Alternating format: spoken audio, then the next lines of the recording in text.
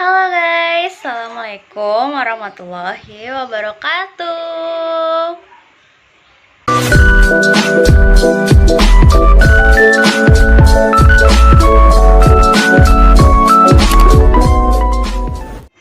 Kali ini yang akan saya presentasikan adalah tentang refleksi anggaran.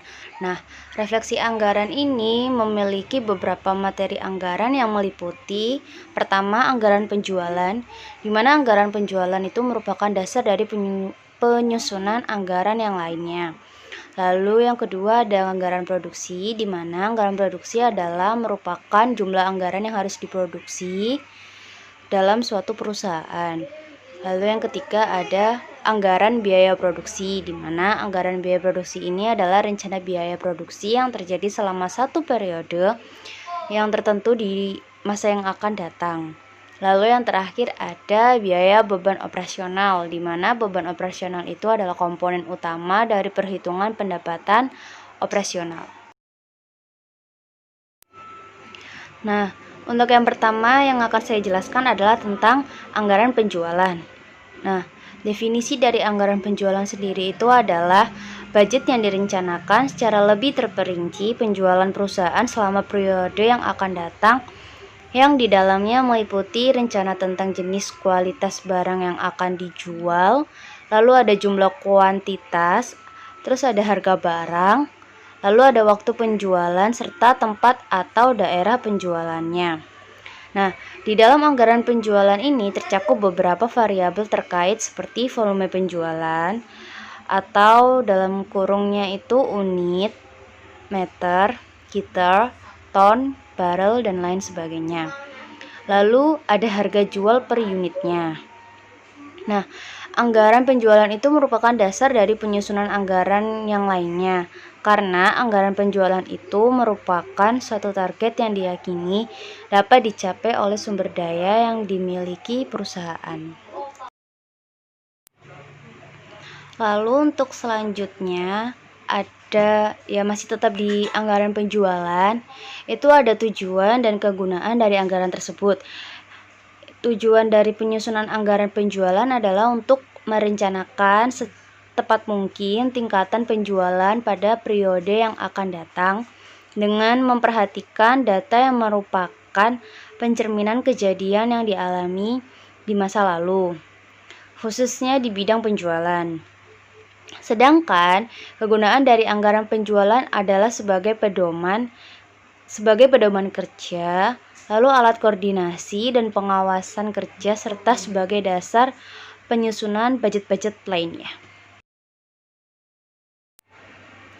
Lalu ini adalah contoh soal dan jawaban dari anggaran penjualan.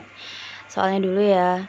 Berikut ini adalah data tentang penjualan dalam unit dan harga jual per unit yang diperlukan untuk menyusun anggaran penjualan PT ABC pada bulan Februari 2009. Untuk penjualan per unitnya ada 10.000 unit dan harga jual per unitnya ada 50.000. Instruksinya adalah susunlah anggaran penjualan PT ABC untuk bulan Februari 2009. Nah, di sebelahnya ini adalah anggarannya dengan keterangan penjualan barang jadi dalam unit dikalikan harga jual. Jadi hasil penjualan barang jadi sebesar Rp500.000.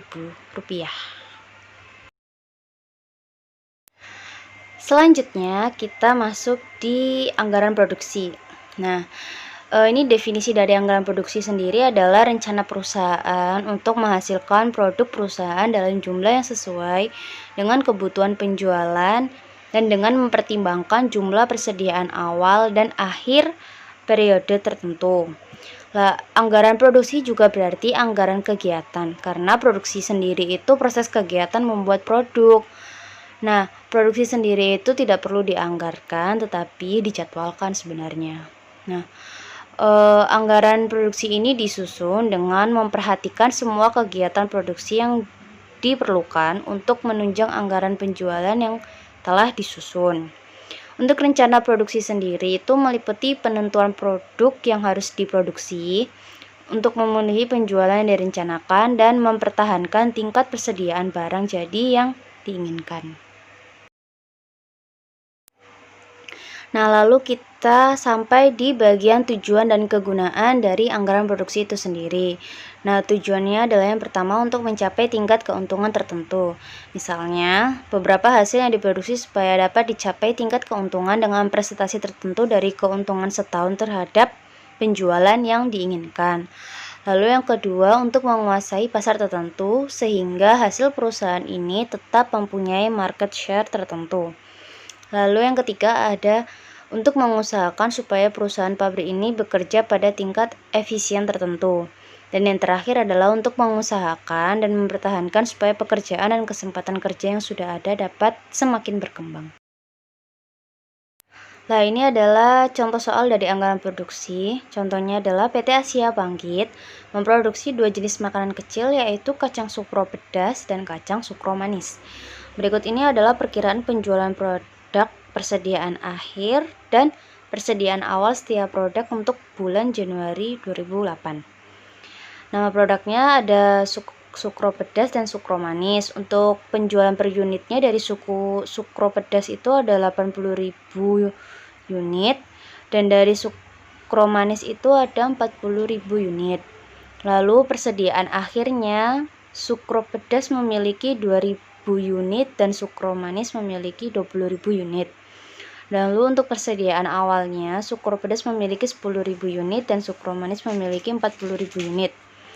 Instruksinya adalah susunan anggaran produksi PT Asia Bangkit untuk setiap produk selama bulan Januari 2008.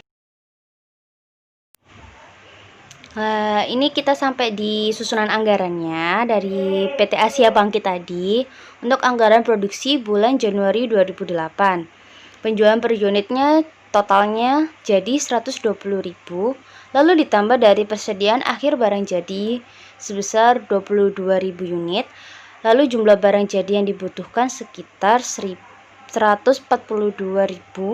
unit, lalu dikurangi dari persediaan awal barang jadi sebesar 50.000 unit, dan jumlah total barang jadi yang akan diproduksi ada 92.000 unit.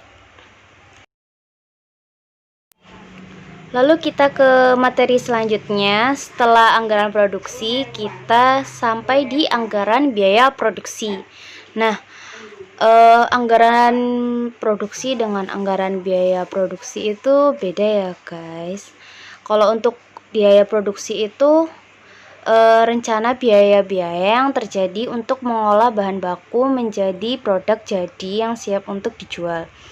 Dalam satu periode dalam penyusunan anggaran umumnya adalah 1 tahun anggaran.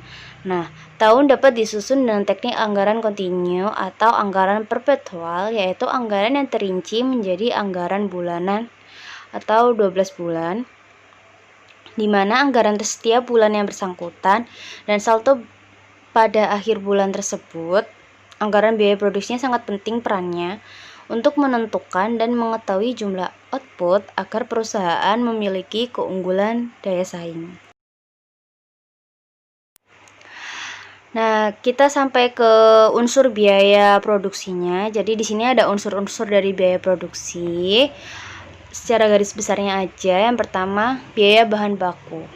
Biaya bahan baku itu yaitu berbagai macam bahan yang diolah menjadi produk jadi, dan pemakaiannya dapat diidentifikasikan secara langsung yang merupakan bagian integral dari produk tertentu.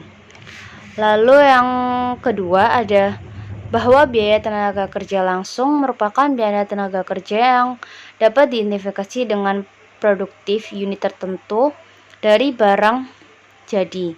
Lah, anggaran tenaga kerja langsung ini harus menunjukkan jam tenaga kerja langsung yang direncanakan.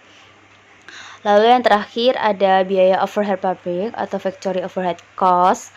Nah, biaya overhead pabrik ini merupakan biaya yang dikeluarkan untuk memenuhi seluruh kegiatan perusahaan dalam proses pencapaian tujuan. Nah, kita sampai di contoh soal dari biaya produksi. Nah, contoh soalnya ini diketahui PT Kencana Sari anggaran produksi tanggal 31 Desember 2019, berarti akhir Desember ya. Nah, Penjualan dalam unitnya ini ada 2000 unit, lalu ditambah persediaan akhir barang jadi sebesar 500 unit, lalu total barang jadi yang dibutuhkan sebesar 2500 unit, lalu kita kurangi persediaan awal barang jadi sebesar 200 unit, dan jumlah barang jadi yang akan diproduksi sebesar 2300 unit.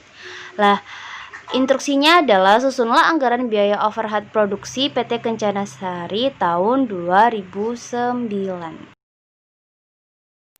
Nah, ini adalah jawaban ya secara masih terurai dari instruksi yang tadi dijelaskan.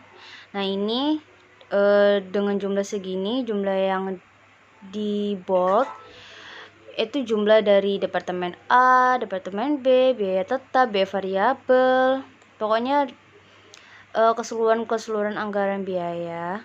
Nanti kita akan mengetahui susunan anggarannya. Nah, ini adalah susunan anggaran biaya overhead produksi PT Kencana Sari tahun 2009. Ini bisa kita lihat ya.